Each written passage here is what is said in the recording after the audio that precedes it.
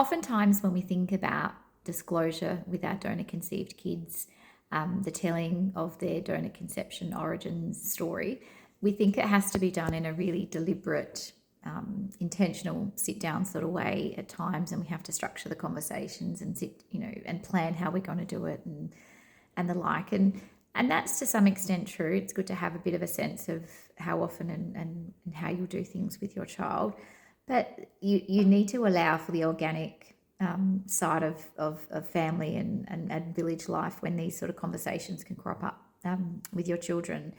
And so the point that I wanted to raise today was just to sort of look for those opportunities within your ordinary conversations where you can bring in your donor conceived child's their origin story and their donor conception origins. So as an example, my eldest son, who was created with my eggs, just randomly yesterday was and the reason that he was asking this is of no consequence. I don't even know.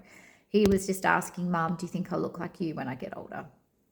And I said, oh, look, mate, I think you're a combination of me and your dad. You get some bits from me, some bits from him. I talked through some of the lineage on both of our sides of the family and where I think he can, there's some resemblances on both sides of the family.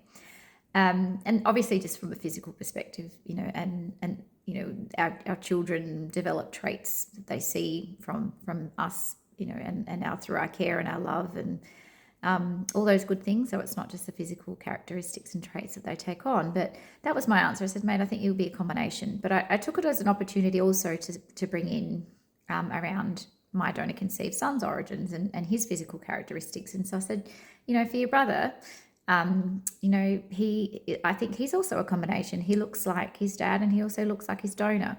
So it was a natural way to raise it within our family discussion and remind, particularly my eldest son. My little son who's donor conceived wasn't around at the time, but it's just an opportunity and it's a way to demonstrate how you can bring in the telling and the talking about it and sort of reinforcing your family story just within ordinary conversations. So it's not something that I planned. It's not something that I knew was going to come up, but it came up in just ordinary conversation with my eldest, who is 8, in that conversation. I could have ended it with, answering his question around it, but I chose and I saw it as a moment that I could bring in about his donor conceived brother to say, look, well, this is where I think he fits into this too. So certainly look for opportunities and moments within your ordinary family daily life where you can talk to your child and talk to your children and your family around how your family was made and sort of make it that part of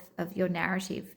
We often, obviously we sit down and we sit down and do books and show our son, who's only a toddler, we show him photos of his donor, and that's age appropriate for where he's at now.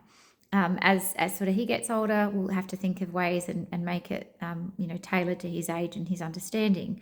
So we will change that as we get older, but certainly it's not just those sit-down moments that you have with your donor conceived kids. It's also just bringing in that, bringing in their story in an organic and natural way that sort of creates that sense of normalcy within your family, and just ways that you can make your donor conceived child know that that's what their story is, and that's just it is what it is, and it's part of who they are and part of the family that they're in. So hope that helps. Just wanting to share what I'm doing as I'm going.